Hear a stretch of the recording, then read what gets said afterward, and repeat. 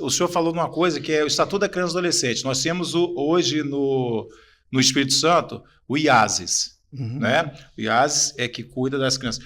Você até 12 anos incompleto, você é criança. Acima dos 12 anos, até os 18 incompleto, você é adolescente. Aí, se ele comete...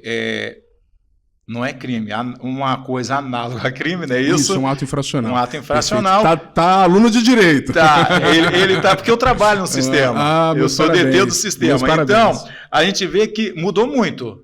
Só que a gente vê também que aquelas crianças com 15 anos, 12, 13, 14, 15 anos, estavam ali jogando bola de gude, porque você é muito jovem, né? É claro que você está na sua área, você vai pegar desde da época. Na nossa época, um cara com 15 anos, ele não sabia que era dar um beijo na menina. Ele segurava na mão dela e estava apaixonado.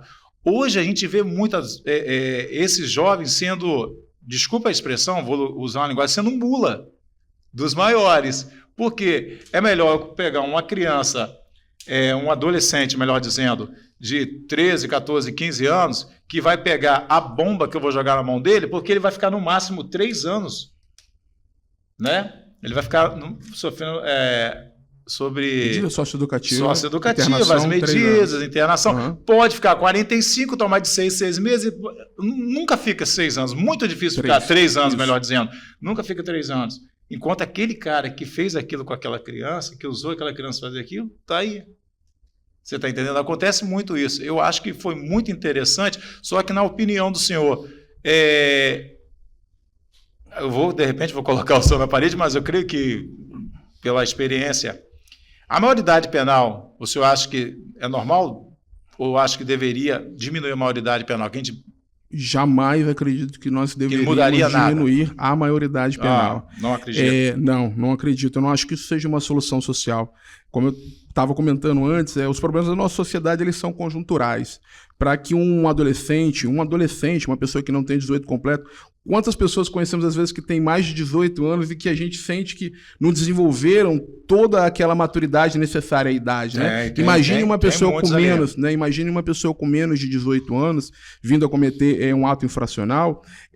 Se a gente exclusivamente acreditar que uma modificação de uma política pública de um impacto absurdo na nossa sociedade, de redução de maioridade, conseguiria resolver problemas que demandam de uma atuação extremamente estrutural do próprio Estado, né? A gente estava citando antes da questão das faltas de efetivo da polícia. A gente verifica o governo do Estado ampliando o número de viaturas, ampliando o número de concursos, mas a sociedade cresce num ritmo muito maior do que o Estado, de alguma forma, consegue protegê-la e agir. E não por culpa dos brilhantes profissionais que nós temos em todas as polícias, dos quais tenho até orgulho de ter alguns amigos.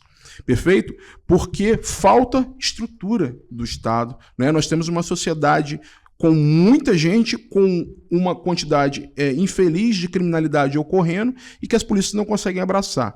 Sobre o Estatuto da Criança e Adolescente que você citou, o ECRIAD, eu tive uma oportunidade ainda no meu período de faculdade de estagiar na Defensoria Pública, a doutora Viviane Terezinha Romanelli, a quem tem todo o meu respeito e honra e agradecimento e gratidão por tudo que aprendi com ela, e também com o doutor Bruno Danorato, dentre outros tantos defensores, mas à época eu tive a oportunidade de estagiar numa vara da infância e juventude e vi uma série de atos infracionais, tive contato com o ECRIAD.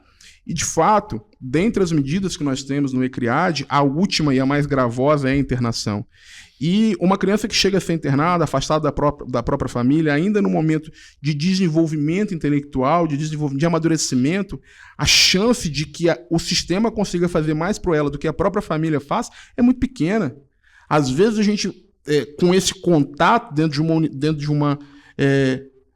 uma unidade, né, socioeducativa de internação, a gente não vai conseguir modificar o problema. Então, para se chegar ali, é algo de fato que necessite de uma tamanha intervenção estatal. Por isso que você disse que dificilmente chega a ser os 3 anos, né? Deve-se haver essa revisão dos 6 em 6 meses, verificado se não é necessário, desinterna-se aquele menor e tenta-se, através das outras medidas socioeducativas, continuar ali com o desenvolvimento dele. Agora, o que acontece? Dentro dessa briga de Estado contra a criminalidade, sempre são desenvolvidas, às vezes, estratégias das mais nefastas. E uma delas foi entender que o menor, aquele com 18 anos, ele não sofre pena, e sim uma medida socioeducativa de internação que tem um limite máximo de 3 anos. 3 anos. Então é muito mais fácil para ele cooptar esse menor e, em troca, ele entregar arma, entregar um poderio de uma arma, entregar dinheiro, entregar coisas que certamente aquela criança, dentro da situação social que ela se encontra, ela não teria a possibilidade de acessar sem aquilo que é fornecido para ela. É muito ingrato o nosso sistema de uma forma geral. Acho até às vezes que a gente pode ter uma cobrança maior com aquelas pessoas que tiveram um maior nível de educação, acesso e tudo mais, porque não tinham nenhuma condição. E não significa que seja condicionante, não é que seja determinante o local que ela... Porque, pelo contrário, a quantidade de trabalhador, de criança, de gente que sofre de todos os males possíveis e avança em nossa vida é muito maior do que aqueles que delinquem, do que aqueles que visam, de alguma forma, a criminalidade. Somente reduzir essa maioridade, a gente conseguiria chegar a essa resolução que se acredita, ou ampliaria ainda mais esse outro problema que você me questionou, do superencarceramento em massa da nossa sociedade. Será que isso não ampliaria ainda mais? Atualmente, Ademir, o nosso sistema prisional do Brasil, Anderson, ele não tem a quantidade de vagas necessárias aos mandados de prisões existentes. Ou seja, já não tem espaço para todo mundo que deveria estar preso.